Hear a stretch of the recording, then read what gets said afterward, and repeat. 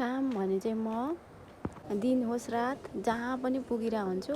मेरो लागि सबैभन्दा ठुलो भनेको नै काम हो। हेलो एभ्रिवान, हाई, नमस्ते, सेवा सेमुना सबैमा। अहिले चाहिँ भने म मेहन्दीको लागि जाँदैछु। रात परिसकेको छ, त्यही पनि अब राति नै भयो भने जान त पर्छ, काम हो। अनि पसलमा दिनभरि बिजी भएँ। अनि बेलुकी 6 बजे 5-6 बजेतिर बाटो लागेँ, धेरै टाढा नि होइन।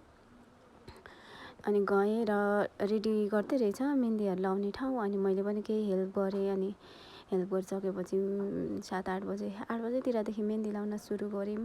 सबैजना भेला हुनुभएको थियो। अनि बेहुली पनि आएर भेला भयौँ। अनि मेहन्दी लगायौँ।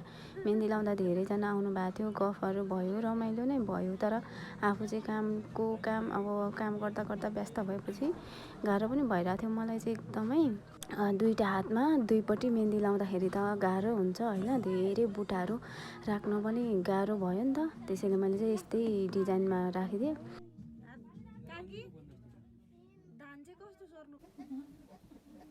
बेहुलाको नाम पनि लेख्ने भनेकोले गर्दा मैले एउटा अक्षर मात्रै राखिदिएँ। अनि दुईजनाको नाम लेखिदिएर सकिदिएँ मेहन्दी चाहिँ।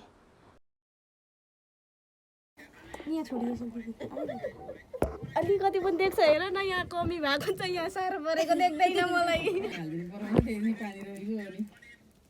यति चाहिँ हेर बिग्रेको नि देख्छ, मलाई साह्रो परेको देख्दैन। मेहन्दी लगाइसक्दाखेरि चाहिँ जिउ दुखेर खुट्टा दुखेर एकदमै गाह्रो भइरहेको थियो मलाई। अनि मेहन्दी लगाइसकेपछि चाहिँ फोटोहरू खिच्यौँ, हल्दी मेहन्दी गरिसक्यौँ। मैले सबै भिडियो चाहिँ लिन सकिनँ।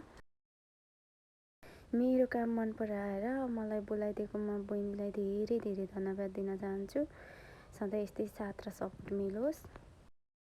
सकेपछि फर्किँदाखेरि चाहिँ 11 बजिसकेको थियो। यो चाहिँ हाम्रो लङ्खुवा खोलाको हाइड्रो पावर हो।